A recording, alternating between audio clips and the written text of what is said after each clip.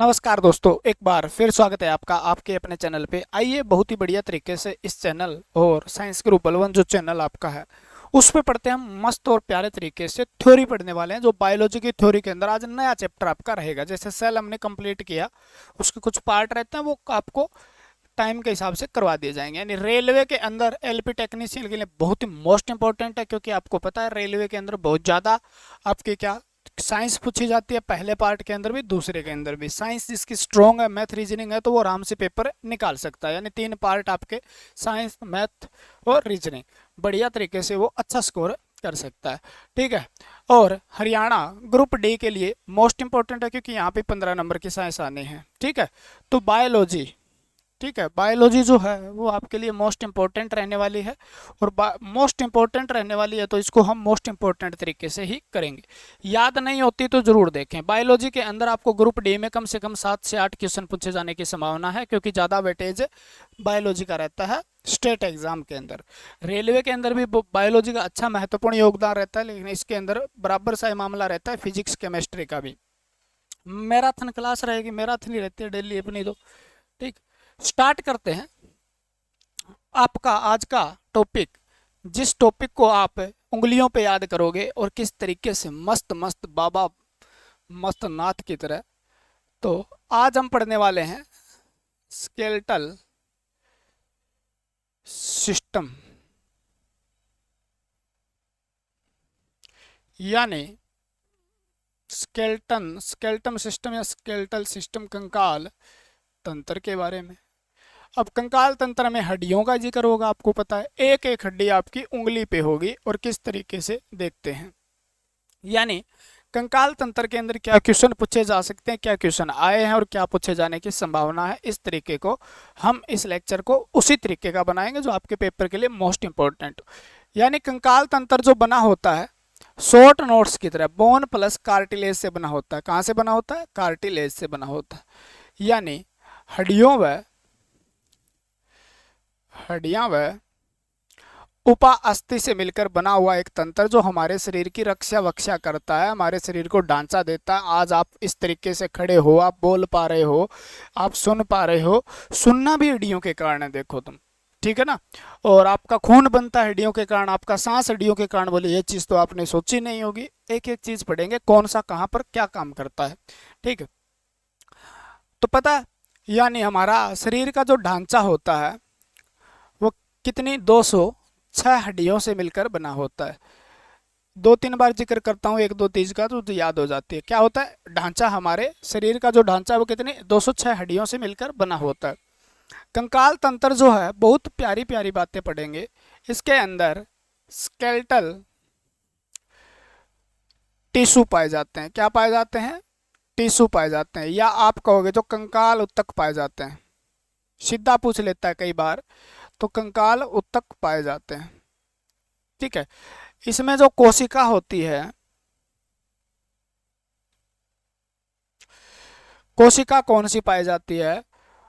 Osteocyte, osteocyte कोशिका पाई जाती है। नाम से ही पता चल रहा है।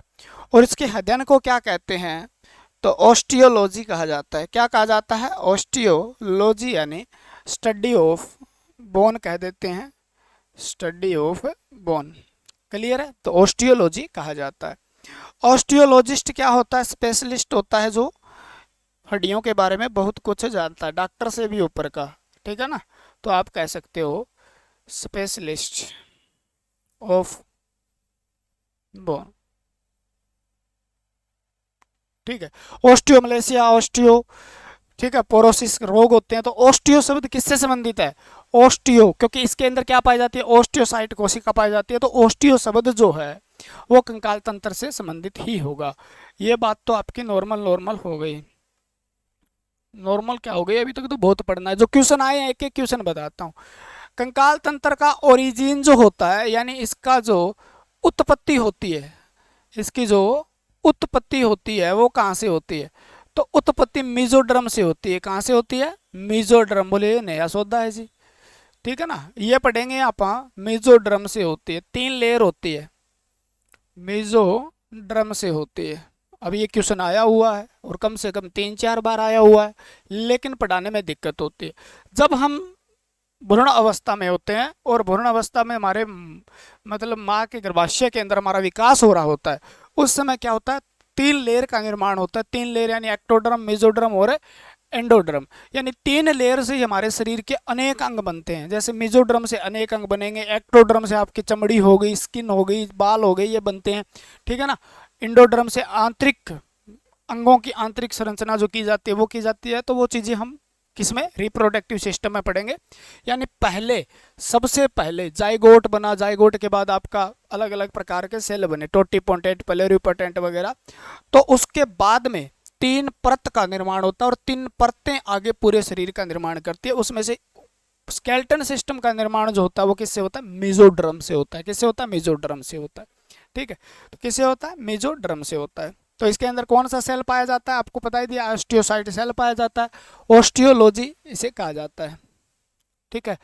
एक आ जाए आपको ऑर्थोलॉजी, पूछा गया है। तो ऑर्थोलॉजी क्या होता है, ये हड्डियों की बीमारी का अध्ययन होता है, ठीक है ना, हड्डियों की बीमारी का अध्ययन होता है, डिजीज ऑफ बोन, बीमारी का, ऑर्थो बोल देते हैं ना, बीमारी का अध्ययन होता है। तो हड्डियों की बीमारी का अध्ययन क्या कहलाता है, तो ऑर्थोलॉजी कहलाता है, याद रखना, ठीक है। एक शब्द आता है कॉन्ड्रोलॉजी, कॉन्ड्रोलॉजी, ठीक है। तो ये उपा अस्थि का अध्ययन होता है, ठीक है ना, कोर्टिलेज उपा अस्थि का अध्ययन होता है, कोर्टिलेज उपा अस्थि का अध्ययन क्या कहलाता है, तो हम कहते हैं जी उपा अस्थि का अध्ययन कॉन्ड्रोलॉजी कहलाता है। एक होता है एंथ्रोलॉजी, सॉरी एंथ्रो कह रहा हूं, आर्थ्रोलॉजी, आर्थ्रोलॉजी, इतना पढ़ा देंगे, इतना पढ़ा देंगे। ये जोड़ों का अध्ययन, हड्डियों के जोड़ जो होते हैं, जॉइंट होते हैं, जोड़ों का अध्ययन, ठीक है। जोड़ों का अध्ययन क्या कहलाता है, तो आप कहोगे ये कहलाता है, ठीक है। नॉर्मल सी बात थी, समझ में आ गई होगी, शब्द अच्छे हैं। स्केलेटल सिस्टम, हमारे शरीर का ढांचा, 206 हड्डियां, बचपन में 208 पाई जाती है, जन्म के समय 300 पाई जाती है, ठीक है। हड्डियां जो होती है वो हड्डियां और उपास्थि, उपास्थि और दोनों से मिलकर बना होता है आपका स्केलेटन सिस्टम, यानी कंकाल तंत्र। कंकाल तंत्र के अंदर आपकी हड्डियां और उप हड्डियां जो है, यानी अस्थि और उप अस्थि, अस्थि तो जानते ही हो, उप अस्थि से मिलकर बना होता है। जो आपकी कंकाल तंत्र का मेन पोर्शन जो है वो ज्यादातर क्या है, हड्डियां हैं, और हड्डियों का अंदर जो कोशिका पाई जाती है वो ऑस्टियोसाइट पाई जाती है। ऑस्टियोसाइट से बना, ऑस्टियोसाइट, साइट मतलब कोशिका, ऑस्टियो हड्डियों से संबंधित शब्द है। तो ऑस्टियोसाइट कोशिका कहाँ पाई जाती है, हड्डियों के अंदर पाई जाती है। तो ऑस्टियोलॉजी किसका अध्ययन है, हड्डियों का अध्ययन है। स्केलेटन सिस्टम का अध्ययन पूछ लिया, ऑस्टियोलॉजी। ऑस्टियोलॉजिस्ट किसका है, तो कंकाल तंत्र का विशेषज्ञ, हड्डियों का विशेषज्ञ। अगर थोड़ा सा और अच्छा सा पूछना चाहे तो ऑस्टियोलॉजिस्ट हो गया, कंकाल उत्तक इसके अंदर पाए जाते हैं, जो क्या है, कनेक्टिव टिश्यू होते हैं। क्या है, संयोजी उत्तक होते हैं, ये लिख लेना। ये कौन से उत्तक होते हैं, कनेक्टिव टिश्यू होते हैं, ठीक है। हमारे शरीर के अंदर जैसे ब्लड है वो कनेक्टिव टिश्यू है, और आपका स्केलेटन टिश्यू जो है वो भी क्या है, कनेक्टिव टिश्यू है, यानी संयोजी उत्तक है। 206 हड्डियां। उत्पत्ति जो होती है मेसोड्रम से होती है, यानी 3 लेयर में से एक लेयर के द्वारा कौन सी निर्माण होता है, मेसोड्रम से बहुत ही अंगों का निर्माण होता है, अलग अलग प्रकार के, सब बताऊंगा आगे धीरे धीरे, आप नहीं तो यहाँ कंफ्यूज हो जाओगे। ऑर्थोलॉजी जो हड्डियों की बीमारी जो होती है, हड्डियों के अंदर जो बीमारियां होती है उनका अध्ययन होता है, ठीक है। कॉन्ड्रोलॉजी जो होता है वो कॉन्ड्रोसाइट कोशिका पाई जाती है उपोअस्थि में, उपा अस्थि का अध्ययन जो कॉन्ड्रोलॉजी कहलाता है। और आर्थ्रोलॉजी जो होता है, आर्थ्रोलॉजी जो होता है हड्डियों के जोड़ों का अध्ययन कहलाता है, ठीक है ना। और 2 बीमारी और लिख लेना, फिर बाद में पढ़ेंगे इनको, आप समझ में आ जाएंगे। ऑस्टियो मलेशिया किससे संबंधित है, ठीक है। ऑस्टियोपोरोसिस किससे संबंधित है, ऑस्टियोपोरोसिस से किससे संबंधित है, तो ये दोनों हड्डियों की बीमारी है।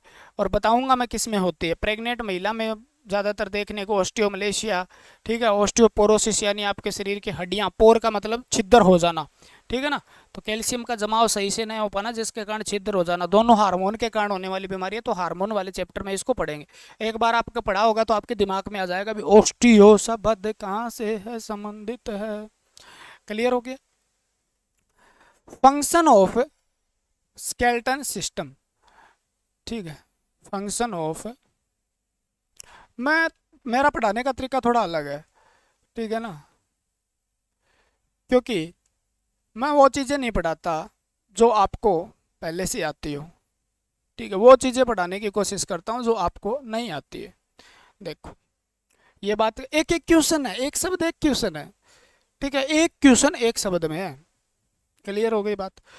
अगर हम फंक्शन की बात जब करते हैं, चाय पी लो फ्रेंड,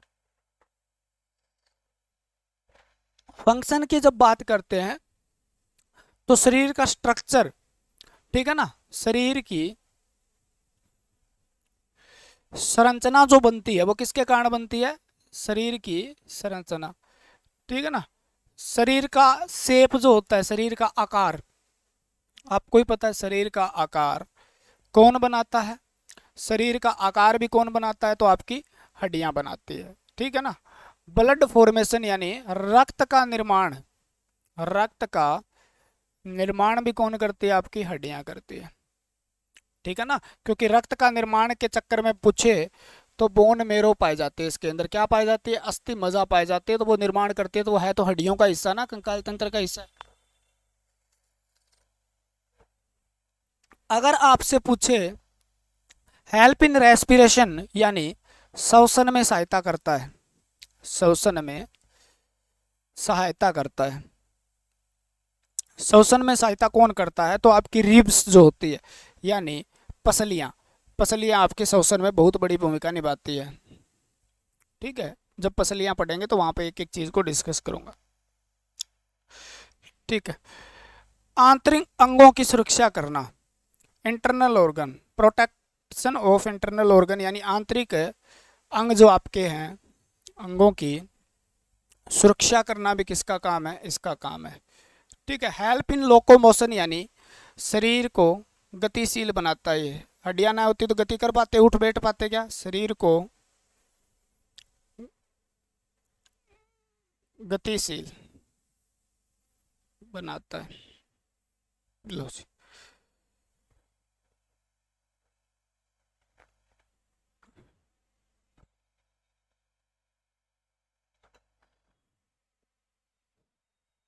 देखो भाई,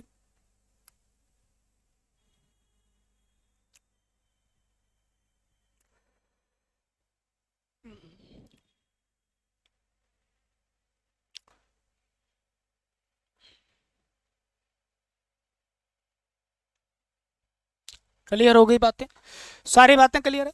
हमारे शरीर की संरचना, शरीर की संरचना जो है किस प्रकार से, हड्डियां नहीं होती तो हम थुलथुले से पड़े रहते हैं, ऐसे कुछ कुछ कुछ, है ना, अम्बिबा की तरह ऐसे डोल रहे होते हैं, ऐसे ऐसे करके, है ना।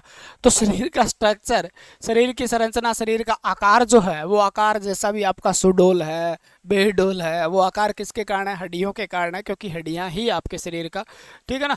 जैसे मेरी थोड़ी सी कमर ऐसे है, थोड़ा ऐसे ऐसे रहता हूँ मैं, ठीक है ना, ऐसे रहो तो ऐसे देखो, ठीक है, और हाइट लंबी लगेगी, तो ऐसे थोड़ा सा क्यों, पड़े रहने के कारण हो गई, ये सिर्फ पढ़ाई का नतीजा है, अभी पढ़े पढ़े पढ़ देना, ठीक है। रक्त का निर्माण करती है, हमारे शरीर में बोन मेरो पाई जाती है, red bone marrow, yellow bone marrow, जो बोन मेरो क्या करती है, रक्त का निर्माण करती है, आरबीसी डब्ल्यूबीसी प्लेटलेट्स का निर्माण करने का काम करती है। श्वसन में रिब्स, ये जो काम है ना, फेफड़े अपने आप नहीं फूलते, उनके अंदर इतनी पावर नहीं होती वो कंस्ट्रक्शन कर ले, ठीक है ना, कॉन्ट्रैक्ट हो जाए और रिलैक्स हो जाए, वो रिब्स के सारे होते हैं, डायफ्राम के सारे होते हैं, सारी चीज़ें एक एक क्लियर करेंगे। तो श्वसन में सबसे बड़ी भूमिका 75% जो भूमिका होती है ना ब्रीदिंग के अंदर, वो आपकी किसकी होती है, पसलियों की होती है, ठीक है।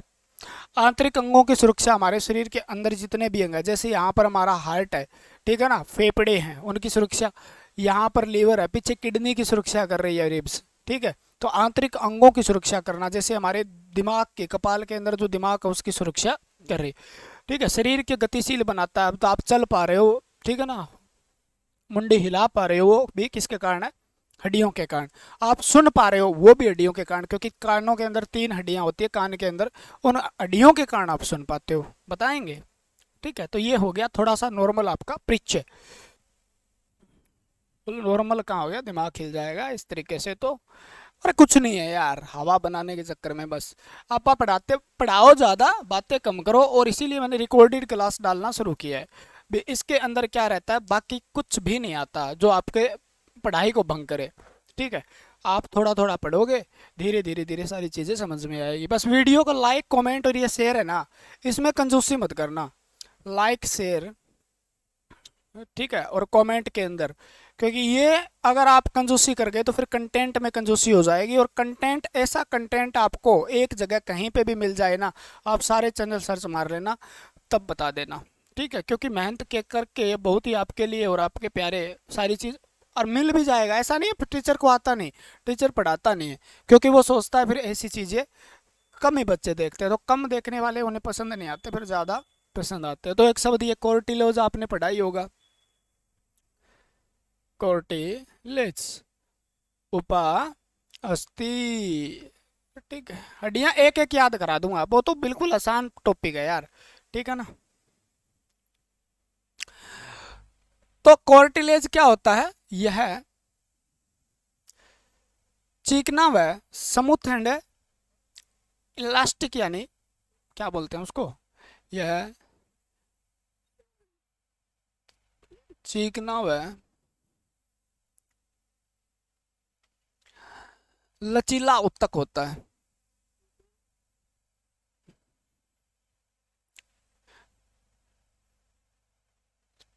ठीक है,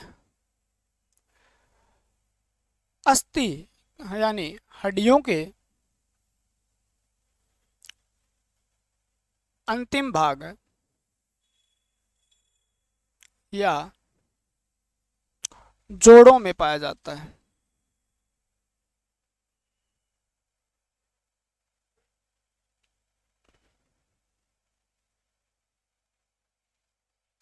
ठीक है,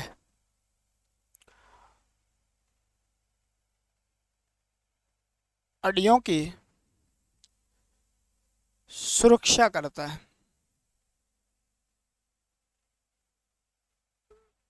ठीक है, जोड़ों को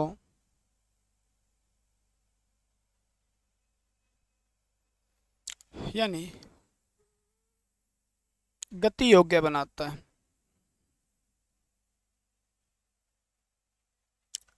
ये चीजें अपने आप याद हो जाती है ज्यादा।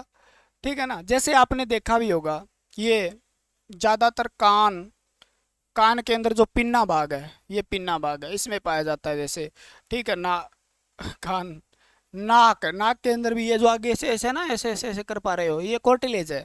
ठीक है, कान नाक हो गया आपका, ये कान हो गया, नाक हो गया। सबसे इंपॉर्टेंट है ब्रोंकियल ट्यूब, ट्यूब। ठीक है ना, जो आपकी ब्रोंकियल ट्यूब है, या आपकी जैसे ट्रेकिया कहते हो आप, ट्रेकिया श्वसन नाल है, इसके चारों तरफ आदि में देखने को मिलता है।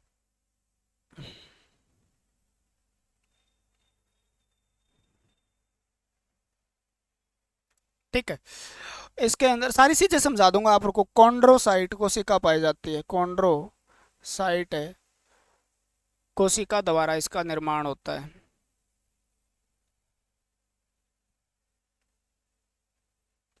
और कोशिका द्वारा जब निर्माण होता है तो उसी कोशिका के नाम पे इसकी अध्ययन को कॉन्ड्रोलॉजी कह देते हैं।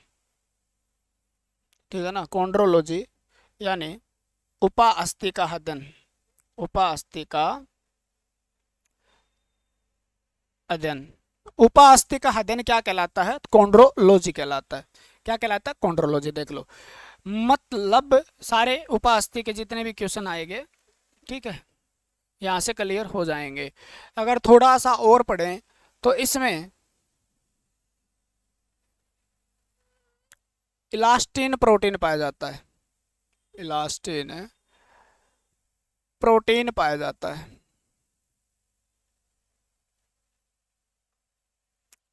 ठीक है।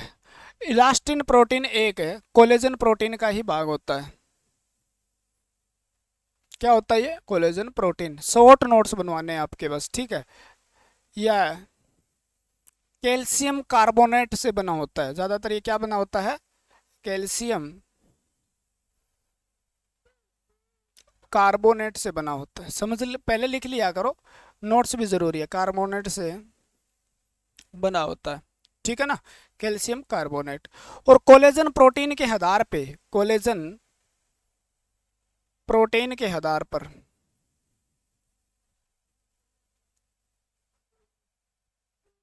ये 3 प्रकार के होते हैं। कितने प्रकार के होते हैं? 3 प्रकार के होते हैं, ठीक है ना। जिसका एक का नाम होता है इलास्टिक कार्टिलेज, ठीक है ना, हाइलोइन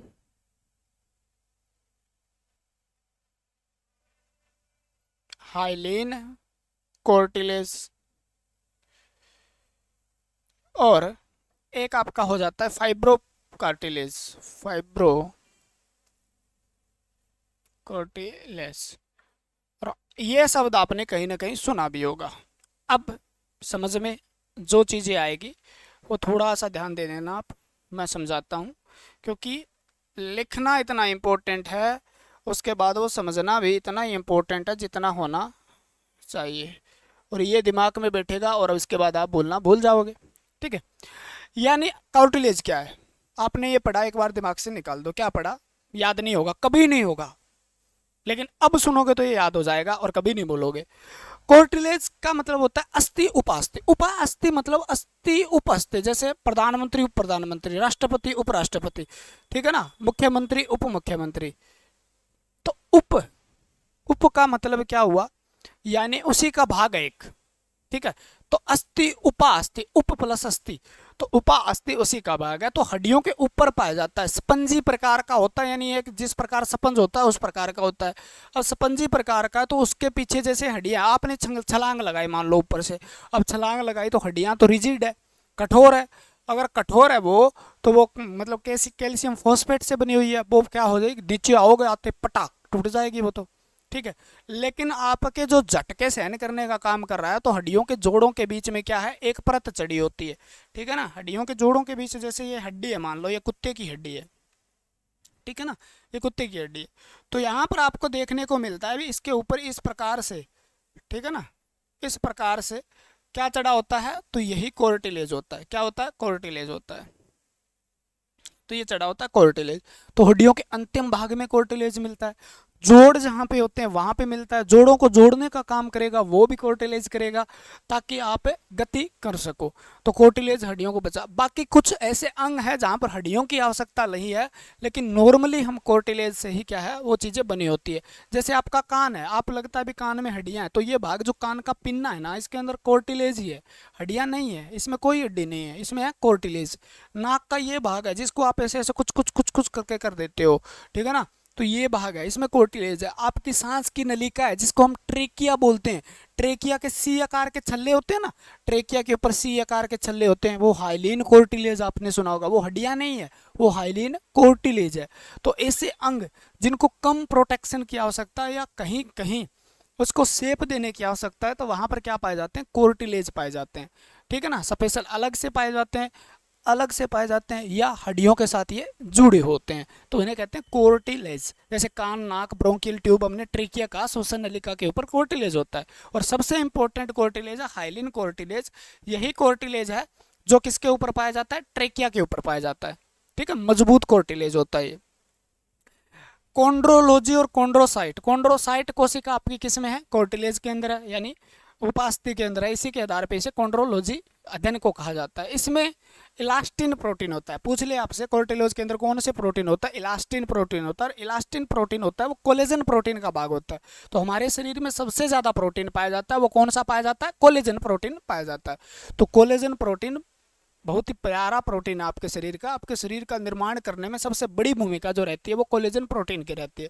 तो ये भी किसका ही भाग है? कोलेजन प्रोटीन का ही एक भाग है।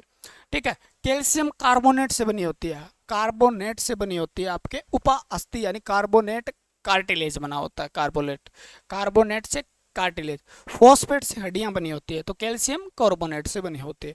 हड्डियां भी आपकी शुरुआती, जब आप बचपन में भ्रूण अवस्था में आपके हड्डियों का निर्माण हो रहा था, तब वो भी कैल्शियम कार्बोनेट से ही बनी होती है। ठीक है। कोलेजन प्रोटीन के आधार पे 3 प्रकार के कार्टिलेज होते हैं, हाइलिन, फाइब्रो, इलास्टिक। हाइबिन, ठीक है ना, इलास्टिक प्रोटीन होते हैं। ठीक है ना। और ये चैनल आपका है, लाइक कमेंट शेयर करना बिल्कुल ना भूलें। समझ में आ रही है? इतनी बातें आपको पढ़ाई जा रही है, जो आप सोच के देखो भी कहाँ तक पढ़ाया जाएगा आपको। ठीक है, क्लियर है? अब एक बनाते हैं कुत्ते की हड्डी, और कुत्ते की हड्डी के अंदर आपको बताते हैं भी क्या क्या मामला होता है। उसके बाद हम हड्डियों की गिनती, तो यार सबसे आसान टॉपिक है यार वो। ठीक है ना, भी हड्डियों की गिनती करना है, बोलो जी कर लेंगे। देखो यहाँ पर मैं आपको बहुत अच्छी अच्छी बातें समझाने वाला हूँ,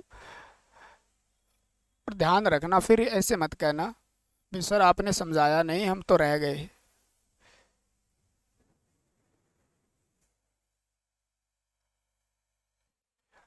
ज़्यादातर अपना काम क्या रहता है पता है आपको? अपना सिस्टम ये रहता है जनाब, भी आप हमसे पढ़ते हो तो अपना सिस्टम ये रहता है भी हम तो चित्र अपने आप ही बनाते हैं, जैसा भी बने लेकिन बनाते हैं अपने आप ही।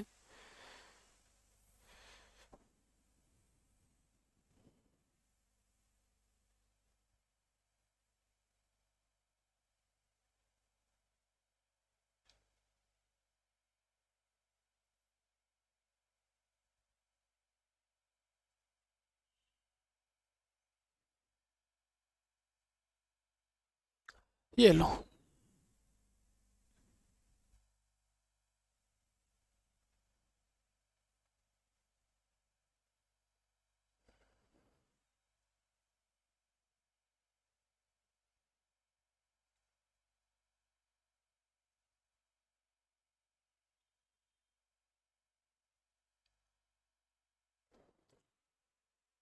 ये बना दिया, ये बना दिया कुछ भाग। यहाँ पे तो मैं रेड ले लेता हूँ ना।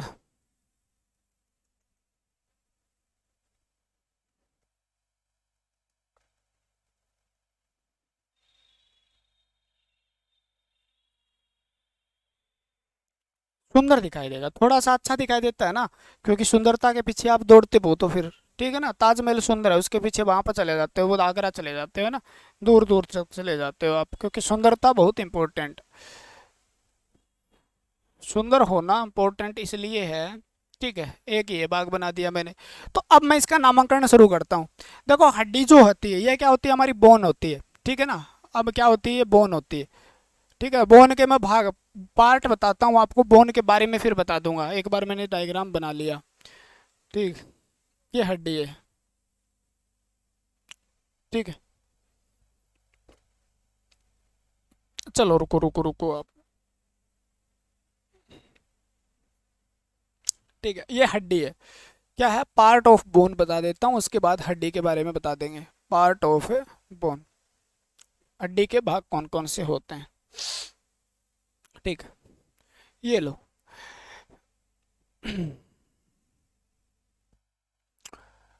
एक अंदर एक लाइनिंग होती है, इसके अंदर क्या होती है? एक लाइनिंग होती है। लो पीली पीली मैं बना देता हूँ, ये लाइनिंग होती है। ये चीज़ें डायग्राम है ना, आपको बहुत लंबे समय तक बहुत सौदा याद रखवा देगा। और ये HSSC और LP टेक्नीशियन दोनों के अंदर क्वेश्चन पूछा गया है यहाँ से, पार्ट ऑफ बोन से। और आपका एक कन्फ्यूजन है ना, जो बुक के अंदर भी कई बार गलत लिखा मिलता है, वो सारी चीज़ें हम दूर करेंगे, आपकी परेशानी को दूर करेंगे, आपके डाउट दूर करेंगे। ये ओके। तो ये पीली पीली लेयर दिखाई दे रही है, इस लेयर को हम कहते हैं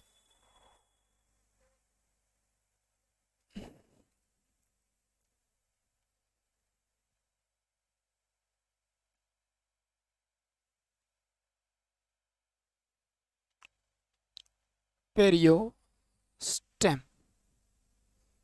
ठीक है, ये शब्द याद रखना है। आउटर लेयर ऑफ बोन, यानी हड्डी की बाह्य परत है, हड्डी की बाह्य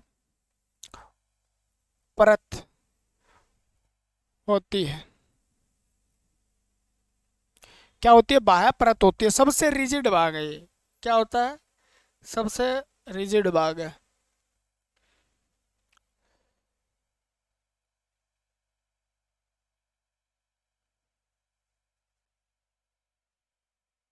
हड्डी का सबसे कठोर भाग होता है। हड्डी का सबसे क्या होता है? कठोर भाग होता है पेरियोस्टेम। ठीक है, तो ये हो गया। दूसरा भाग होता है इसका मैट्रिक्स। बीच का भाग क्या है? मैट्रिक्स।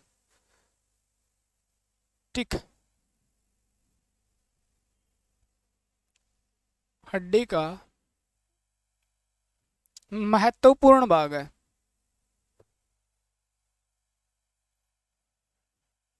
ठीक है, जिसके अंदर, जिसमें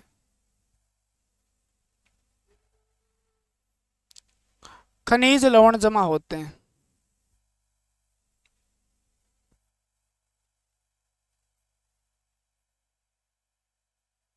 क्या होते हैं? जिसके अंदर क्या होते हैं? खनिज लवण जमा होते हैं। जैसे आपका calcium carbonate, calcium phosphate, calcium है फॉस्फेट। ठीक है ना? क्या होते हैं? जिसमें कैल्शियम फॉस्फेट वगैरह, मैग्नीशियम फॉस्फेट, कैल्शियम कार्बोनेट वगैरह जमा होते हैं।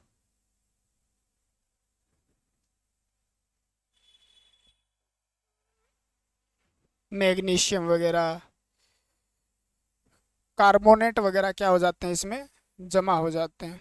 ठीक है, तो ये बहुत महत्वपूर्ण भाग है मैट्रिक्स। क्या होता है इसका? मैट्रिक्स एक महत्वपूर्ण भाग है, जिसके अंदर क्या होता है? ये भाग, ये संपूर्ण भाग जो होता है ना, ये जो झिल्ली आपको दिखाई दे रही है, इसके अंदर वाला ये लेयरिंग जो दिखाई दे रही है आपको पिंक पिंक, इसको हम बोलते हैं इंडोस्टेम। इंडोस्टेम। ठीक है, यानी ये क्या करती है? अंदर से कवरिंग करने का काम करती है। यानी इंटरनल जो आपकी कवरिंग है हड्डी की, वो करने का काम करती है। तो आंतरिक, क्योंकि हड्डी कई बार खोखली होती है ना, तो आंतरिक परत होती है। बस इतना लिख लो, बहुत है। ठीक है, अंदर से कवर करने का काम करती है। अब यहाँ पर क्या होता है? यहाँ पर आपको मैं एक चित्र सा बना देता हूँ यहाँ पर। ठीक है, चलो मैं इसको ऐसे ऐसे कर देता हूँ ना, समझ जाओगे आप। पीला पीला भाग है ये। ठीक है, तो ये पीला भाग है। ये होता है आपका yellow bone marrow. Yellow bone marrow, यानी पीली अस्थि मज्जा, पील अस्थि मज्जा। ठीक है, यहाँ भाग जो होता है वो होता है red bone marrow. Red bone marrow, ये बड़ी हड्डियों में पाया जाता है, पतली हड्डियों में बोन मेरो नहीं पाया जाता। तो बोन मेरो यानी आप कहोगे जी पीली अस्थि मज्जा, पीली अस्थि मज्जा। और ये होती है लाल अस्थि मज्जा, लाल अस्थि मज्जा। देख लो। ठीक है ना? यानी ये भाग होता है, इसके अंदर अस्थि मज्जा पाई जाती है आपको। एक पीली अस्थि मज्जा है, एक लाल अस्थि मज्जा है। मैट्रिक्स पे ये बाह्य परत होती है, मान लो बाह्य एक कठोर भाग है।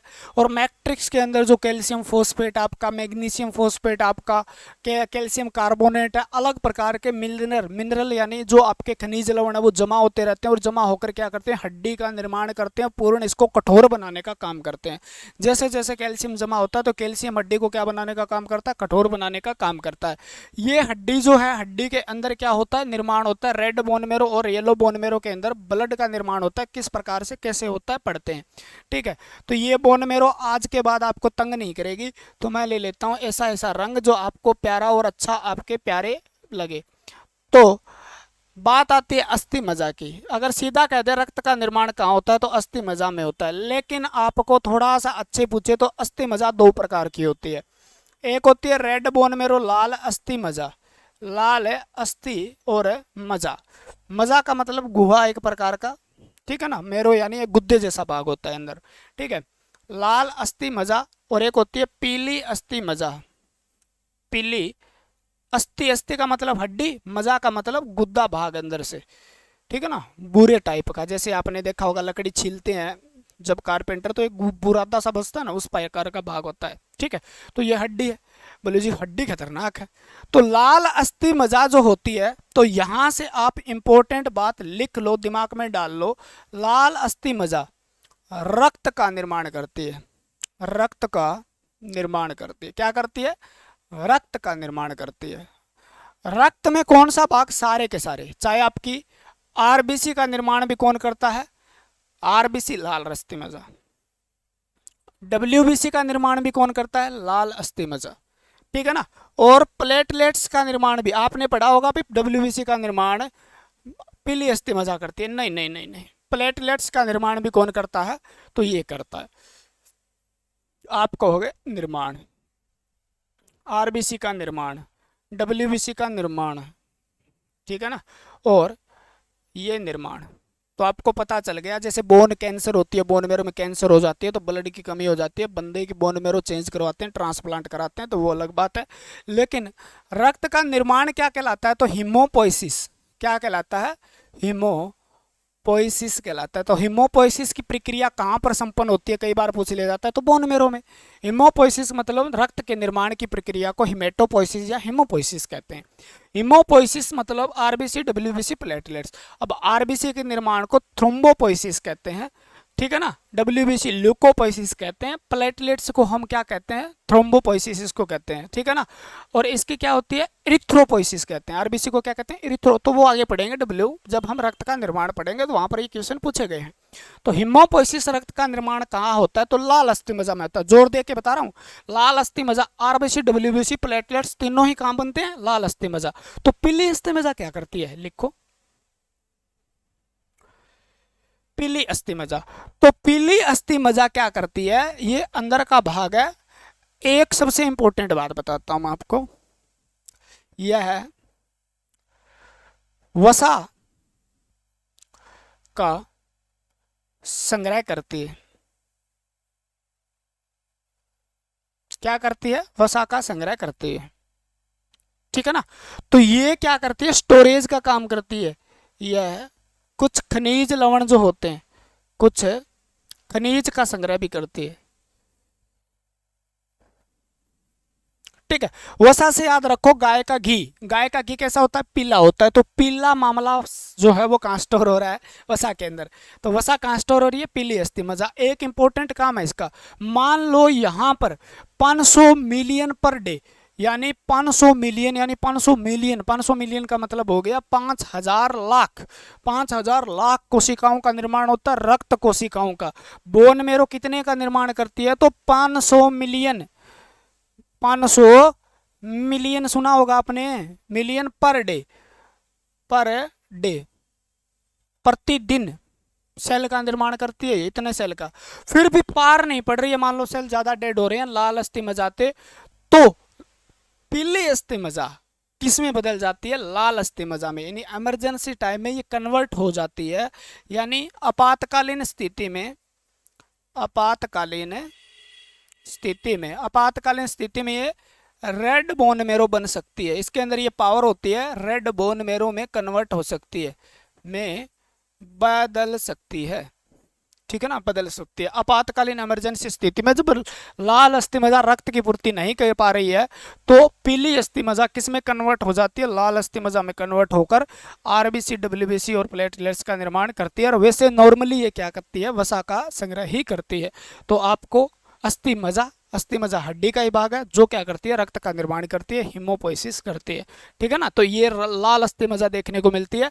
जब भी आप कभी भी कुत्ते ने हड्डी उठाई होती है और उसके अंदर देखते हो तो लाल लाल छोटे छोटे छोटे छोटे लाल लाल दाने से आपको दिखाई देते हैं। तो वो लाल लाल दाने क्या है? लाल अस्थि मज्जा ही है।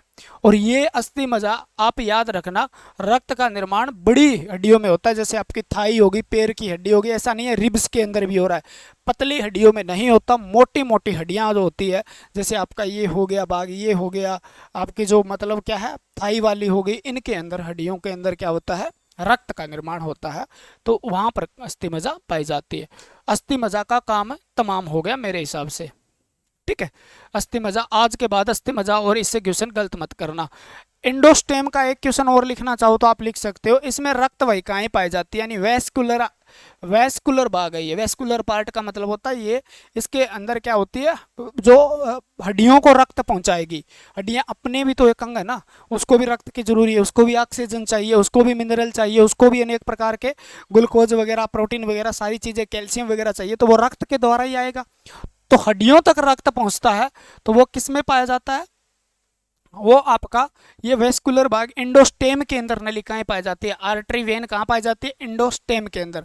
तो आप कह सकते हो इसमें रक्त वाहिकाएं पाई जाती है, रक्त वाहिकाएं पाई जाती है।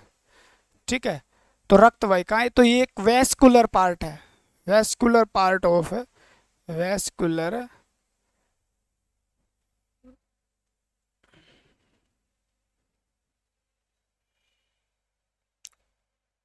पार्ट ऑफ बोन है। ठीक है ना, लिख लेना, चलो कोई दिक्कत है नहीं आनी चाहिए आपको। अब थोड़ा हड्डियों का खुलासा करते हैं। बोलो जी, हमें जो पढ़ना था, हड्डियां कहाँ पाई जाती है, कोई भी, मतलब मैं भी अगर आपको पढ़ाता और मेरा मोटिव ये होता, अभी मुझे व्यू खींचने हैं, और मेरा मोटिव ये होता, अभी मुझे व्यू से मतलब है, सिलेक्शन से मतलब नहीं है, कंटेंट से कोई मतलब नहीं है, तो मैं सीधा सीधा स्टार्ट करता। हमारे शरीर के अंदर 206 हड्डियां पाई जाती है, 355 से भ्रूण अवस्था में होती है, और 208 बचपन में होती है। धीरे धीरे जुड़ के 206 हो जाती है। हड्डियां जो होती है उसको ऑस्टियोलॉजी कहते हैं। हड्डियों में ऑस्टियोसाइट कोशिका पाई जाती है। अब पढ़ो हड्डियां। हड्डियां के दो भागों में बांटा जा सकता है, कंकाल को अपेंडिकुलर और आपका इंडोस्केलेटन सिस्टम। एक में 80 हड्डी होती है, एक में 126 हड्डी होती है। ऐसे ऐसे करके आधा घंटा में निपटा देता, और उसके अंदर से क्वेश्चन आपको देखने को नहीं मिलता, तो फिर फायदा नहीं होता। टाइम खराब भी हुआ लेकिन फायदा भी नहीं हुआ। यहाँ पे टाइम आपका जो है थोड़ा आधा घंटा एक्स्ट्रा लग सकता है, लेकिन अगर हड्डियों से क्वेश्चन आए और उससे बाहर चला जाए तो फिर मेरे को आप कह देना, सर आपने हड्डियों वाला चैप्टर करवाया था, उससे क्वेश्चन नहीं आया, क्वेश्चन आया था लेकिन उससे बाहर आ गया, तब मैं दोषी हूं। लेकिन आप पढ़ते नहीं हो तो दोषी आप हो।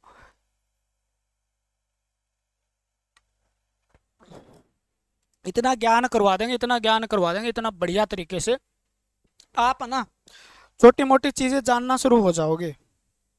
ठीक है, एक डॉक्टर से बात करने का आपका तरीका है ना, वो भी बहुत अच्छा तरीका हो जाएगा। डॉक्टर आपको देसी तरीके से समझाना शुरू करेगा, और आप कहोगे जी थोड़ा थोड़ा मैं जानता हूँ। ठीक है, हड्डियों के बारे में अगर बताएगा तो आप कहोगे थोड़ा थोड़ा सर मैं जानता हूँ हड्डियों के बारे में है, तो आप बता सकते हो। तो ये देखो चित्र है, वीडियो को लाइक वाइक शेयर तो आपकी मर्जी है। लो जी। अब मैं शब्द हड्डी ही लिखता हूँ, और हड्डी से पूरा बोर्ड भर के बताऊंगा क्या क्या क्वेश्चन आए हुए हैं। आप कहोगे जी वाह, बोन, क्योंकि आप पढ़ पढ़ के तंग हो चुके हो, और आप हो चुके हो साइंस से बोर। रियलिटी ये है। इसको हम अस्थि भी कह देते हैं, या हम हड्डी भी कह देते हैं। ठीक है ना। पहले बात तो हड्डियों में ये एक रिजिड ऑर्गन होता है। रिजिड ऑर्गन यानी एक कठोर भाग है, यह एक कठोर अंग है। पढ़ा लेना चाहिए, क्योंकि वीडियो देख के आप पढ़ा लेना, कठोर अंग है, इतनी क्लियरिटी आपको मिलेगी। समझा देंगे बात तो वो आगे जाके समझा देना किसी को। ठीक है, और हड्डियां जो है हमारे शरीर की क्या करती है, प्रोटेक्ट ऑफ इंटरनल ऑर्गन, यानी यह आंतरिक अंगों को सुरक्षा देती है। आंतरिक अंगों को सुरक्षा देने का काम करती है, ये बात आप लिख सकते हो। आंतरिक अंगों को सुरक्षा देती है। ठीक है ना। हमारे शरीर को क्या करती है, यह आकार प्रदान करती है, शरीर को आकार देने का काम करती है, साइज देती है। ठीक है, ये बातें पहले लिख चुके हैं आप, स्केलेटन सिस्टम में यह कैल्शियम फॉस्फेट से बनी होती है। सबसे इंपॉर्टेंट जो आपको क्वेश्चन बना आता है, फॉस्फेट से बनी होती है। ठीक है, शुरुआत में हड्डियां जो होती है कैल्शियम कार्बोनेट की बनी होती है, याद रखना किसकी बनी होती है, कैल्शियम कार्बोनेट की।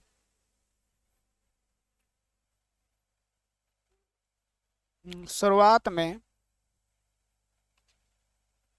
हड्डियां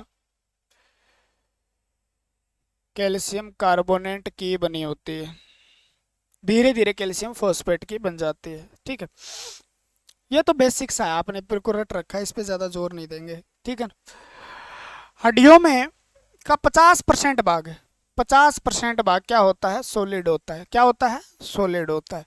यानी 50% भाग तो होता है इसका ठोस, और 50% भाग इसका क्या होता है, 50% भाग इसका जो होता है वो लिक्विड होता है, यानी स्पंजी टाइप का होता है। तो लिक्विड यानी तरल भाग होता है। और तरल के रूप में 50% क्या पाया जाता है इसमें, वाटर यानी जल पाया जाता है। हड्डियों का कितना भाग जल होता है, तो हड्डियों का 50% भाग जल होता है। बात जब हम सॉलिड की करें तो सॉलिड के अंदर क्या क्या पाया जाता है, देखो। ठीक है, हड्डियों के सॉलिड भाग में ओसीन प्रोटीन पाया जाता है। कौन सा प्रोटीन पाया जाता है, ossein protein. Ossein protein, osteology. Plus में मिनरल खनिज लवण पाए जाते हैं। ठीक है, मिनरल्स पाए जाते हैं। यानी कौन सा प्रोटीन होता है, तो मैं यहाँ पे फिर लिख देता हूँ, ऑस्टियोलॉजी, ओसीन प्रोटीन। कौन सा प्रोटीन, ओसीन प्रोटीन। 10 बार क्वेश्चन पूछा गया होगा ये। प्लस में खनिज लवण। अरे क्या बोले जी, खनिज लवण। तो ओसीन प्रोटीन जो होता है ना, वो 38% इसमें पाया जाता है। कितना, 38। और खनिज जो होते हैं ना इसमें, कैल्शियम फॉस्फेट, मैग्नीशियम वगैरह वगैरह वगैरह, तो वो 62% होते हैं। ठीक है ना, आपसे पूछे हड्डियों का सबसे महत्वपूर्ण प्रोटीन ओसीन प्रोटीन, कोलेजन का ही भाग है। ठीक है ना, तो कौन सा प्रोटीन हड्डियों में पाया जाता है, ओसीन प्रोटीन पाया जाता है। और कितना पाया जाता है जी, हड्डियों का कितना भाग प्रोटीन होता है, तो 38% प्रोटीन होता है। भाई आप सोचते हो हड्डियां सिर्फ कैल्शियम से बनी है, वहम है आपका। लगभग आपका लगभग 5 से 15 65-70% आपका अलग सौदा है। हड्डियों के अंदर 6 5 30 35 1% है कैल्शियम मैग्नीशियम वगैरह पाए जाते हैं ना। ठीक है, तो 38% तो ओसिन प्रोटीन है, और वो भी सॉलिड भाग में, क्योंकि 50% तो पहले ही जल है इसमें। और सॉलिड का 50% है, उसमें से 38% ओसिन प्रोटीन होता है, और 62% खनिज लवण होते हैं। खनिज लवण में calcium phosphate, calcium carbonate, magnesium, ठीक है ना, वगैरह वगैरह, पोटेशियम वगैरह, अलग अलग कैल्शियम मिनरल इसके अंदर पाए जाते हैं। क्लियर हो जाएगा। तो प्रोटीन मोस्ट इंपॉर्टेंट है, ओसिन प्रोटीन हो जाएगा, हो जाना चाहिए, नहीं होगा तो फिर दिक्कत हो सकती है।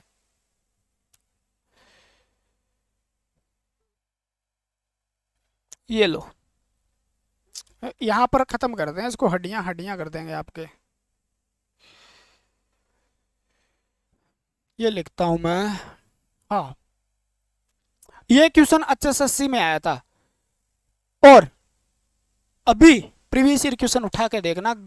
अगर आपने टेलीग्राम लिंक ज्वाइन नहीं किया तो ज्वाइन कर लो। अगर HSSC के टोटल पेपर, आज तक के टोटल पेपर, उतने पेपर भी प्रैक्टिस कर लेना आप। मैथ की, रीजनिंग की, ठीक है, हिंदी इंग्लिश से उनकी प्रैक्टिस कर लोगे ना तो भी बहुत हो जाएगा। आज तक के HSSC के टोटल पेपर टेलीग्राम ग्रुप के अंदर डाले गए हैं, लिंक दिया गया है। अलग अलग पेपर जो चाहिए वो खोल लेना, ठीक है ना, जो चाहिए वो खोल लेना। यानी आपको एक लिंक भेजा गया है, उसके अंदर HSSC के पूरे जैसे लिंक पर टिक करोगे झपाक पेपर पार, टिक करोगे पेपर पार, ऐसे पूरा का पूरा लिंक डाले गए हैं HSSC के पूरे आज तक के टेलीग्राम में लिंक डाले गए हैं। टेलीग्राम ज्वाइन कर लेना, ठीक है ना।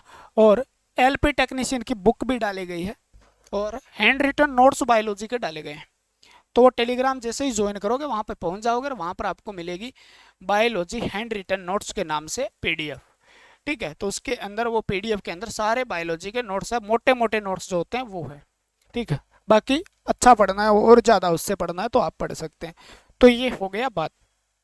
ठीक है, क्या पाई जाती है इसमें, ऑस्टियो साइट कोशिका पाई जाती है। क्या पाई जाती है, कोशिका हड्डियों में पाई जाती है। मैं रिवीजन करवा करवा के इतना बढ़िया सिस्टम कर दूंगा, टिश्यू कौन सा होता है? तो कनेक्टिव टिश्यू होता है। कौन सा होता है? कनेक्टिव टिश्यू होता है। यानी कनेक्टिव टिश्यू कौन सा होता है जी? कनेक्टिव टिश्यू ही है, कंफ्यूज हो जाओ कहीं।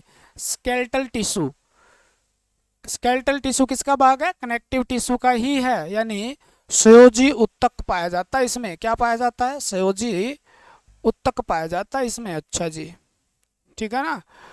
और इसी के नाम पे इसका अध्ययन क्या है? बोलो जी, ऑस्टियोलॉजी।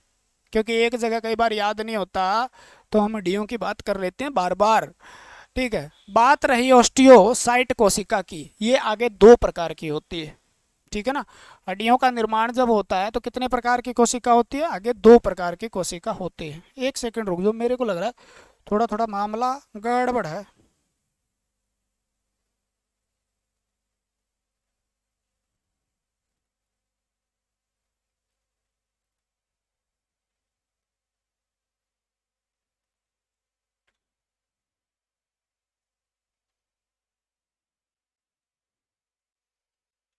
ठीक है, तो ये क्वेश्चन भी पूछा गया था आपसे। ये क्वेश्चन पूछा गया था, जाइम सेल क्या होते हैं? ऑस्टियोक्लास्ट। ठीक है ना। ऑस्टियोक्लास्ट सेल होता है, इसका काम क्या होता है? तो ये क्या करता है? बोन टिश्यू जो होता है, हड्डियों के अंदर उत्तक जो है, स्केलेटल उत्तक है, उसका अवशोषण करने का काम करता है। क्या करता है? अवशोषण करने का काम करता है। तो बोन टिश्यू यानी आपको कहेगा ये कंकाल उत्तक, उत्तक का, और ये आया हुआ क्वेश्चन है, उत्तक का अवशोषण करता है। अगर किसी ने पढ़े हैं तो पता है उसको, अवशोषण करता है। क्या करता है? ये अवशोषण करता है। की से मतलब काटने का काम करता है। सी से याद करो, ऑस्टियोक्लास्ट, काटने का काम करता है उसको, है ना। ऑस्टियोब्लास्ट, ऑस्टियोब्लास्ट, ठीक है ना। सिंथेसिस ऑफ बोन टिश्यू यानी कंकाल या हड्डी उत्तक का, कंकाल उत्तक का, उत्तक का संश्लेषण निर्माण करता है। ये संश्लेषण निर्माण करता है,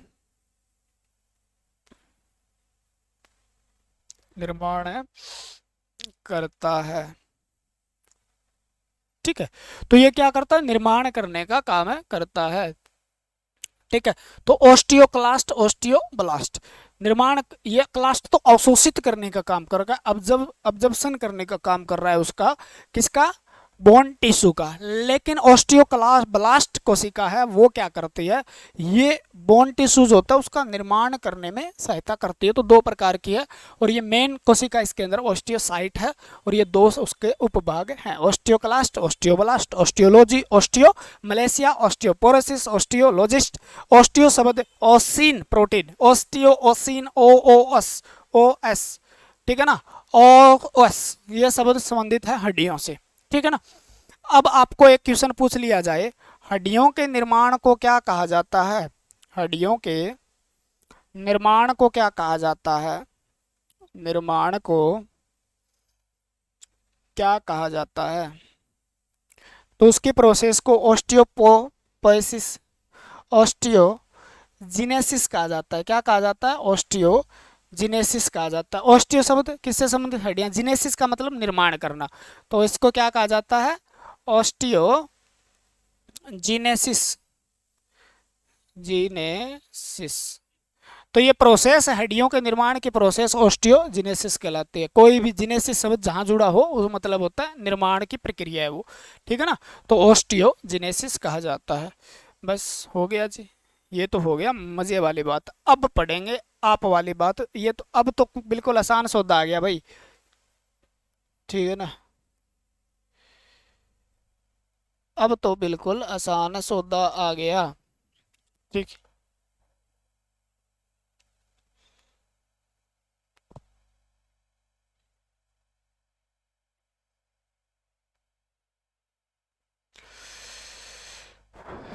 एक मिनट दे दो मेरे को। हेलो, 1 घंटे की क्लास हो गई क्या?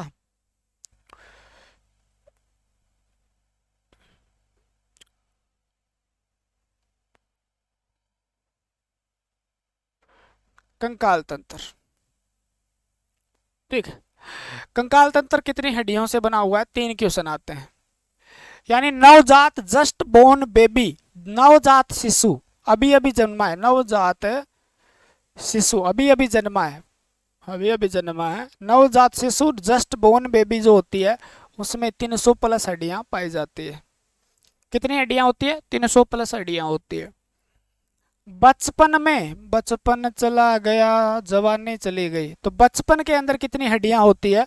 208 हड्डियां होती है। चाइल्डहुड के अंदर जो आपकी है उसे किशोर अवस्था बोल देते हैं, उसमें क्या होती है? किशोर अवस्था तो जवानी को बोलते हैं। बचपन में 208 हड्डी होती है। और किशोर अवस्था या अब एक वयस्क के अंदर, वयस्क आप में, वयस्क या अडल्ट के अंदर क्या होता है? 206 हड्डी होती है। 3 क्वेश्चन बनते हैं यहाँ से, तीनों के आंसर आप आराम से दे सकते हो। ठीक है, 3 क्वेश्चन, तीनों के आंसर आराम से दे सकते हो।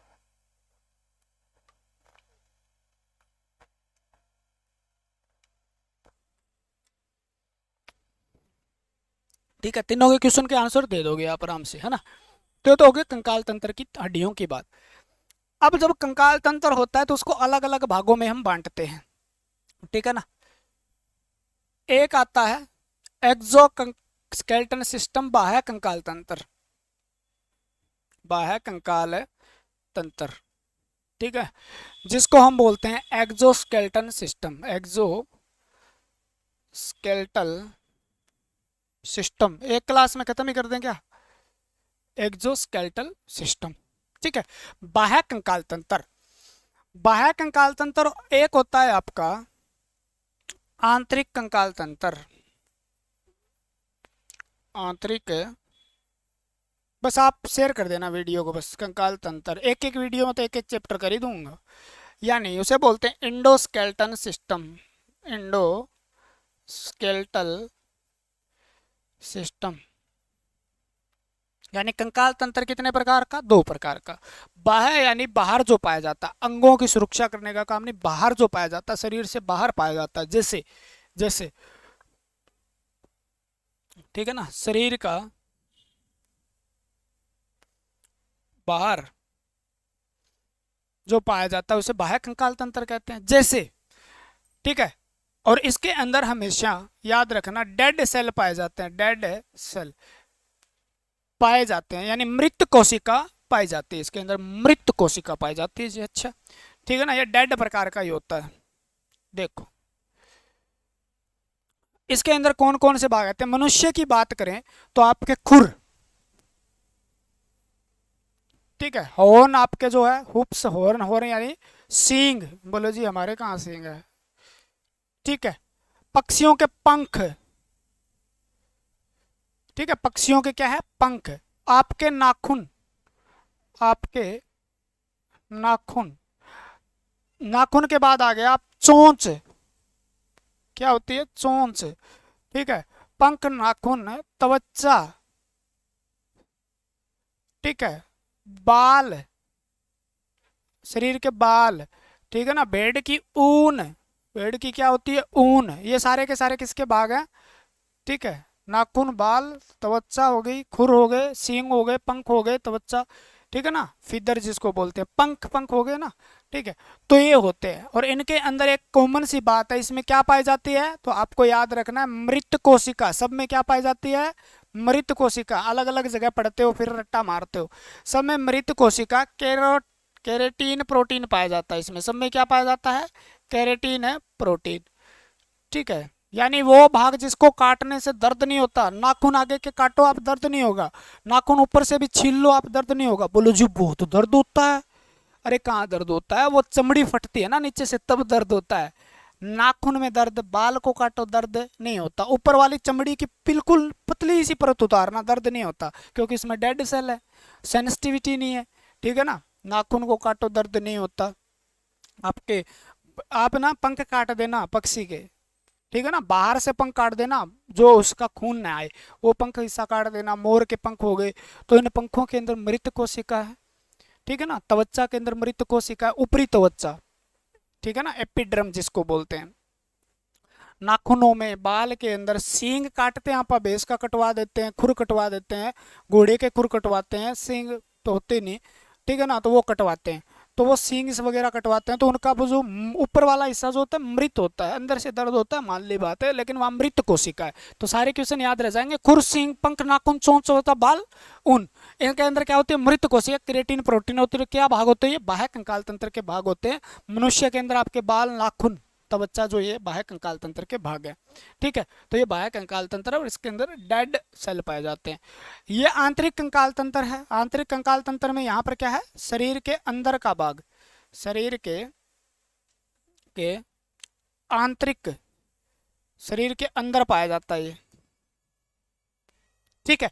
और इसके अंदर क्या आते हैं, आपके लिविंग सेल होते हैं, लिविंग सेल यानी सजीव कोशिका पाई जाती है इसके अंदर। और तीसरी बात ये लिख लेना, ठीक है, ये जो होता है इसमें मेनली किससे बना होता है, हड्डी प्लस उपास्थि, अस्थि प्लस उपास्थि से मिलकर बना होता है। इसमें सजीव कोशिका पाई जाती है, ठीक है, शरीर के अंदर पाया जाता है और शरीर के आंतरिक अंगों की सुरक्षा करने का ये काम करता है। तो आंतरिक और बाह्य आपने पता चल गया। अब आंतरिक को भी हम क्या बांटेंगे, आगे दो हिस्सों में बांटेंगे। आंतरिक कंकाल तंत्र भी क्या है, दो भागों में बंटा होता है, ठीक है ना।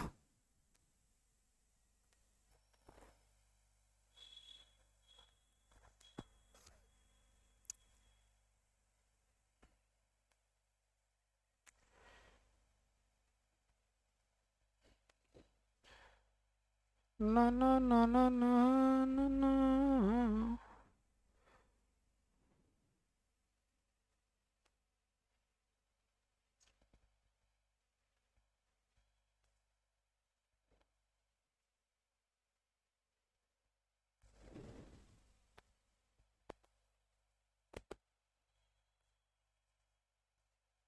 ये लो बाबा मस्तनाथ है,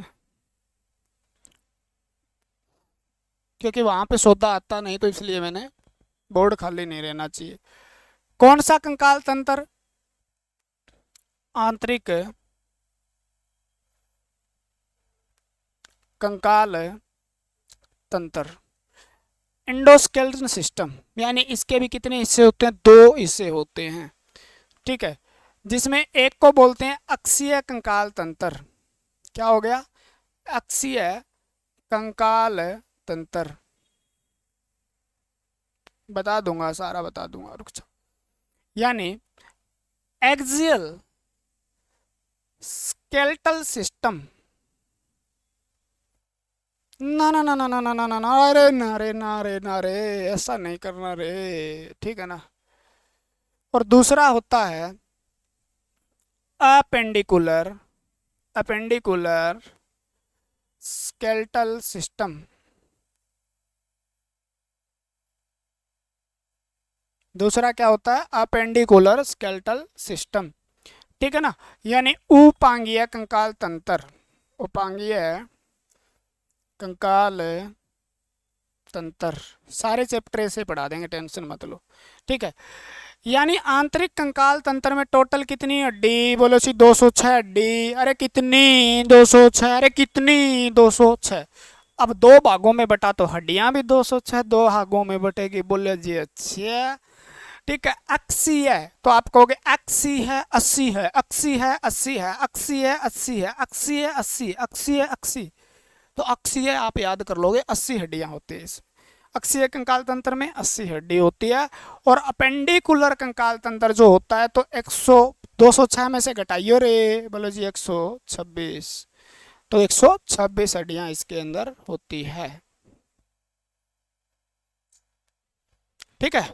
तो इसमें 126 हड्डी, इसमें 80 हड्डी, इसमें 126 हड्डी, इसमें 80 हड्डी, ठीक है ना। इसमें कितनी हड्डियां होती है, 80 हड्डियां होती है। कितनी हड्डियां होती है, 80। इसमें कितनी हड्डियां होती है, मैं सिस्टम छोटा करता हूँ थोड़ा सा, आप सिस्टम लिख लेना आगे अपने आप। तो इसमें कितनी हड्डी होती है, 126 हड्डी होती है जी, ठीक है। दो भागों में बांट दिया, बोलो भाग तो बताओ जी कैसे बांटा। एक तो यो सौदा भाई, मुंडी आपकी, ये लो जी मुंडी आपकी, क्लियर। ये भाग, ये लो जी ये भाग, चित्र बिल्कुल नहीं लेके आऊंगा भाई, ठीक है, आप कह सकते हो गलती है चाहे गलती है, बोलो जी लेके आया करो, क्योंकि वो आदत फिर गंदी हो जाती है। ठीक है ना, बस ये भाग आपका है अक्षीय कंकाल तंत्र। ये भाग कौन सा है? अक्षीय कंकाल तंत्र।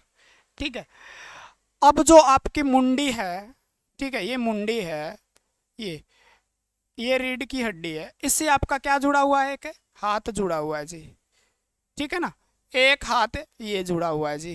ठीक है, यहाँ से आपका एक पैर ये जुड़ा हुआ है, एक पैर ये जुड़ा हुआ है जी। तो हाथ और पैर, पैरों को जोड़ने वाली हड्डी ये, पैरों को और हाथों को जोड़ने वाली हड्डी ये। तो ये होता है आपका अक्षीय कंकाल तंत्र। नहीं, चित्तर गया भाड़ में, कुछ नहीं, सावधान। ठीक है, विश्राम। तो सावधान होने पर हमें क्या नजर आया? हाथ, हाथ, पैर तो नजर नहीं आएंगे आपको। ठीक है ना, तो हाथ और पैर है ना, उनकी हड्डी आती है उपांगीय, उपांग, पंग।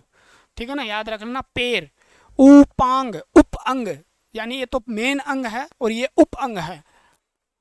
ठीक है ना, तो हाथों और पैरों की हड्डियां उपांगीय कंकाल तंत्र में आती है। मुंडी, एक्सेल का मतलब बीच का, एक्सेल पार्ट, मुंडी। ठीक है ना, मुंडी के बाद आपका जो ये सिस्टम है, यानी पसलियां और रीढ़ की हड्डी, बस मुंडी, ये हड्डी, पसलियां, रीढ़ की हड्डी, किसमें? अक्षीय, अक्ष मतलब बीच का भाग, जिसके ऊपर सारा ढांचा टिका हुआ है। पैर भी इसी से जुड़े हुए हैं, इस प्रकार की हड्डी से, इस प्रकार की हड्डी से। तो अक्षीय यानी बीच का भाग है। अक्ष मतलब अक्ष यानी मुंडी, रिब्स, पसलियां, स्टेर्नम हड्डी, पीछे का कौन सा भाग हो गया? रिब यानी रीढ़ की हड्डी। उपांगीय, हाथों की हड्डी, पैरों की हड्डी, हाथों और पैरों को जोड़ने वाली 6 हड्डियां, अपांगीय कंकाल तंत्र। लिखो, ये क्या है? मुंडी, कंकाल, कपाल, ठीक है ना, रिब्स, ठीक है, और ये रीढ़ की हड्डी। तो ये आते हैं हाथों की हड्डी। तो लिख लें क्या यहाँ पे? लिख लो जी, लो जी। ठीक है, यानी इसको बोलते हैं क्रेनियम बोल, क्रेनियम, क्रेनियल बोन, यानी कपाल। एक एक चीज लिखते जाओ, कपाल की हड्डी। ठीक है, कपाल के बाद आपका आ जाता है, कपाल के बाद आ जाता है आपका, कपाल हो गया, कपाल के बाद आ गया, हाँ, रीढ़ की हड्डी, यानी वर्टिब्री कोलम, वर्टिब्री कोलम जो होता है, यानी रीढ़ की हड्डी। ठीक है, तो उसमें कितनी याद करवाऊंगा साथ साथ में, आप याद मत, टेंशन मत लो। ठीक है ना, पसलियां, रिब्स, रिब्स यानी पसलियां, पसलियां याद करवाएंगे, टेंशन मत लो आप। ठीक है ना, पसलियां, रिब्स, यानी एक होती है गले की हड्डी, एक होती है चेस्ट बोन, चेस्ट बोन यानी छाती की हड्डी। ठीक, तो याद कर लो, कपाल, कपाल, कपाल, कपाल, कपाल, कपाल। ठीक है ना, तो कपाल के अंदर होती है 29 हड्डी। कितनी होती है? 29 हड्डी।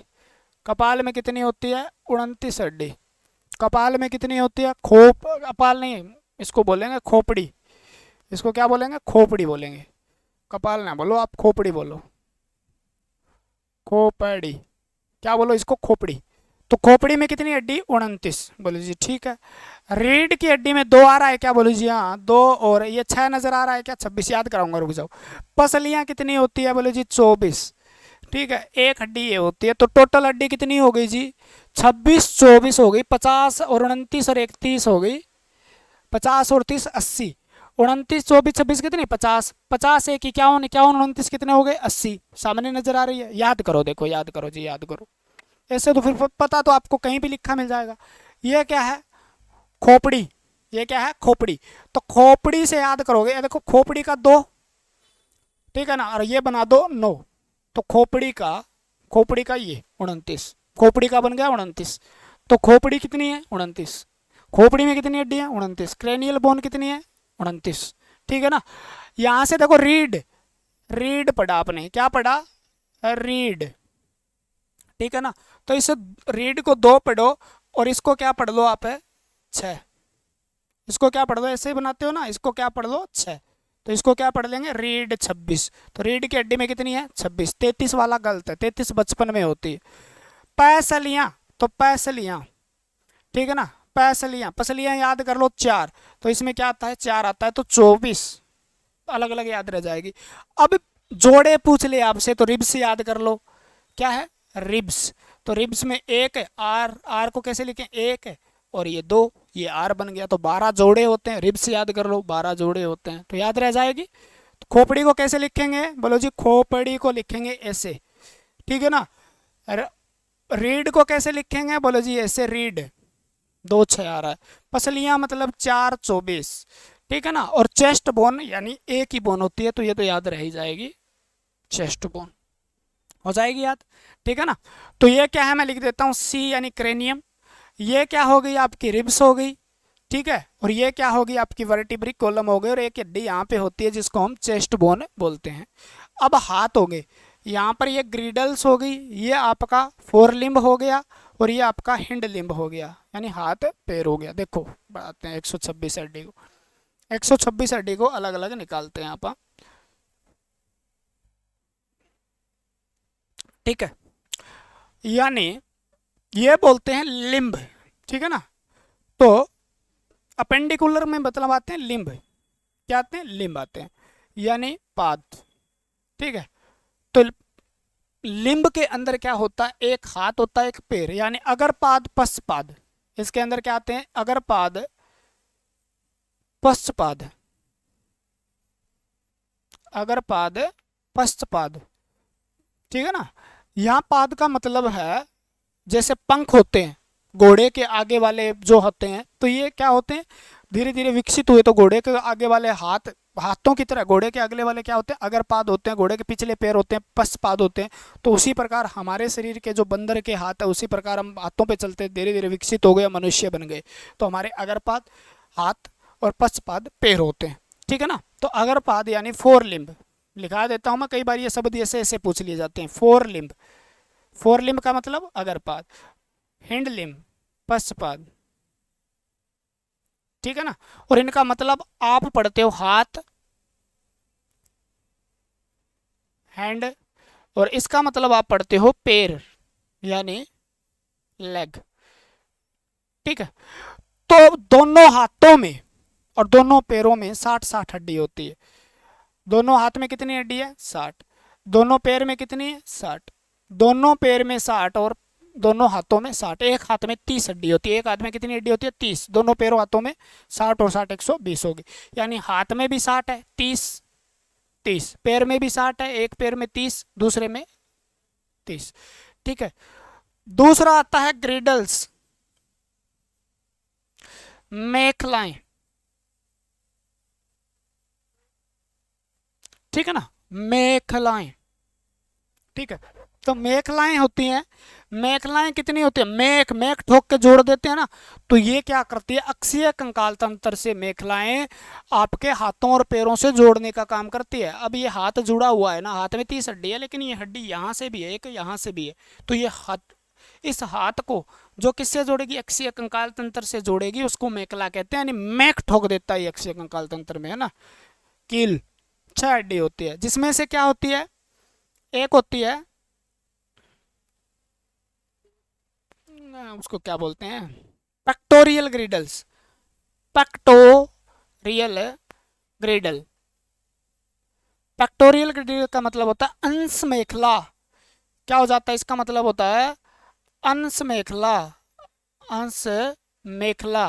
तो अंश मेखला में कितनी हड्डी होती है? 4। यानी अंश मेखला, अंश मेखला जो अंश मेखला यानी हाथ को किससे जोड़ने का काम करती है? आगे लिखाऊंगा। अंश मेखला जो हाथ को किससे जोड़ने का काम करती है? अक्षीय कंकाल तंत्र से, ठीक है। और एक होती है पेल्विक ग्रिडल, पेल्विक ग्रिडल यानी पश्च मेखला। तो पश्च मेखला के अंदर यानी जो पैरों को जोड़ने का काम करती है उसमें 2 हड्डी, 2 और 4 6 हड्डी, टोटल आपकी 206 की 6 हड्डी आपके बोर्ड पे पड़ी है, 206 की 6 हड्डी आपके बोर्ड पे पड़ी है। तो क्रेनियल बोल है ना। अब और समझेंगे इसको आगे, लेकिन एक बार मेरे को इतना ही पढ़ाने दो बस। आयत लैब लेक्चर अगला ही जाएगा भैया, ठीक है।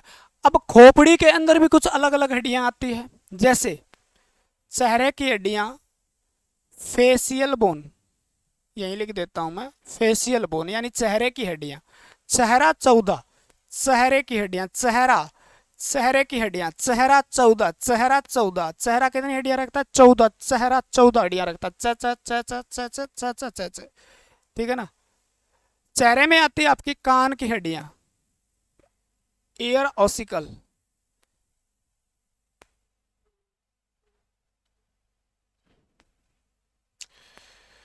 यानी कान में, एक कान में 3 हड्डी, एक कान में 3 हड्डी, दोनों कानों में 6 हड्डी, 14 और 6 20 हड्डी, 14 और 6 20 हड्डी, ठीक है ना। अब बच गई एक कान में 3, दोनों में 3, बच गई कितनी 9 हड्डी, कितनी बच गई 9 हड्डी। तो आप कहोगे क्रेनियम बोन, क्रेनियम यानी कपाल, कपाल कपाल कपाल कपाल, कै को ऐसे लिख के देखो, ऐसे कपाल में कितनी है, तो आप कहोगे जी ये तो इससे निकल जाएगा, 8 निकल जाएगा, तो कपाल में 8 हड्डी याद रह जाएगी, कपाल में 8 हड्डी, चेहरा 14, चेहरा 14, ठीक है ना। कपाल में 8 हड्डी, बड्डी बच गई एक, तो एक बचती है थ्रोट बोन, थ्रोट बोन यानी गले की हड्डी, गले में फंस जाती है वो हड्डी है ना, हायोड हड्डी जिसको बोलते हैं, वो कितनी होती है 1 हड्डी, टोटल कितनी हड्डी 29 हड्डी हो गई आपकी, कितनी हड्डी हो गई 29 हड्डी हो गई, ठीक है ना। 9 और 20 29, यानी चेहरा 14, चेहरा 14, ठीक है। कान एक में 3, दोनों का कान कितने हैं 2 6, 3 3 6, चेहरे में 14, कपाल ऊपर वाला हिस्सा जो तो आपके दिमाग को ढक के रखता है, कितनी हड्डी 8, आठों के नाम बताऊंगा आपको मैं, 14 के नाम बताऊंगा आपको मैं, ठीक है ना। दिल खुश हो जाएगा, पढ़ो तो आपकी मर्जी, ना पढ़ो तो आपकी मर्जी। गले की हड्डी हायोड हड्डी जिसको बोलते हैं, जिससे जीभ कनेक्टेड रहती है, जिसपे आपका पूरा एक्सल टिका रहता है, ठीक है ना, तो है हड्डी। रीढ़ की वर्टिब्री कॉलम, वर्टिब्री कॉलम के अंदर भी हम इसको अलग अलग हिस्सों में बांट सकते हैं, ठीक है ना। वर्टिब्री कॉलम के अंदर आता है एक सर्वाइकल,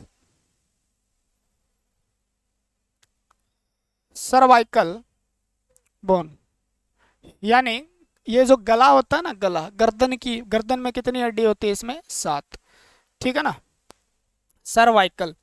और फिर आता है थ्रोसिस बोन, थ्रोसिस बोन याद रह जाएंगे, और याद कर लो फायदे में रहेगा, ठीक है ना। थ्रोसिस के अंदर यानी रिब्स जितनी होती है उतने जोड़े ये होती है, 12 और 7 ये हो गई, ठीक है। उसके बाद होती है lumbar, L4 L5 L1 lumbar bone, ठीक है ना, लंबर बोन ये होती है आपकी 5, कितनी होती है 5।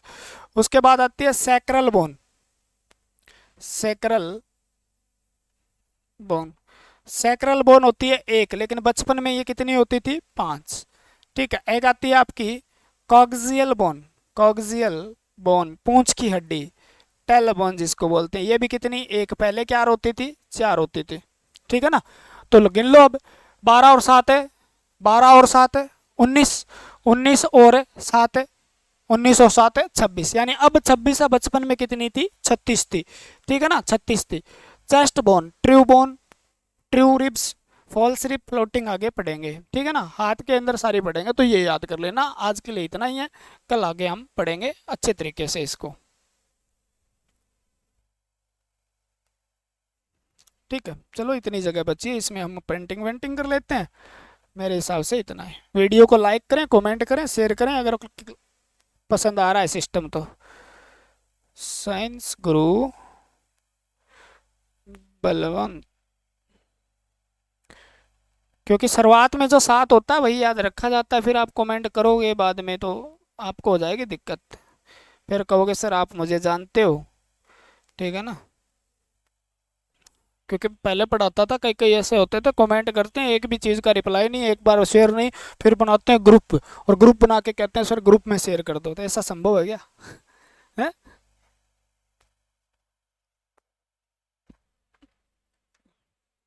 ये तो ये बात होगी, साइड में दुकान खोल ली, कहते मेरी ऐड कर दो, है? तो ये सिस्टम है। ठीक है, तो लाइक कमेंट करें, अपने नोट्स बनाते रहें और बढ़िया तरीके से हैंडल कर लेंगे आप। इस चीज़ को टेंशन नहीं लेने का है। ठीक है, टेंशन लेने का नहीं, टेंशन देने का। अगली क्लास में पढ़ेंगे बाकी हड्डियाँ और आगे। ठीक है, एक एक हड्डी को अलग से निकाल लेंगे, कौन सी हड्डी कहाँ पाई जाती है, मोटी हड्डी, छोटी हड्डी, सबसे मजबूत हड्डी, हल्की हड्डी, छोटी मोटी, सब कुछ क्लियर करके अगले लेक्चर में स्केलेटल सिस्टम खत्म। ठीक है, तो आज के लिए इतना ही। जय हिंद, जय भारत। मिलते हैं अगले वीडियो के साथ। भगवान आपका भला करे और जल्द से जल्द आपको एक प्यारी सी नौकरी दे, ताकि आपका फ्यूचर बहुत ही बढ़िया हो जाए। धन्यवाद। जय हिंद।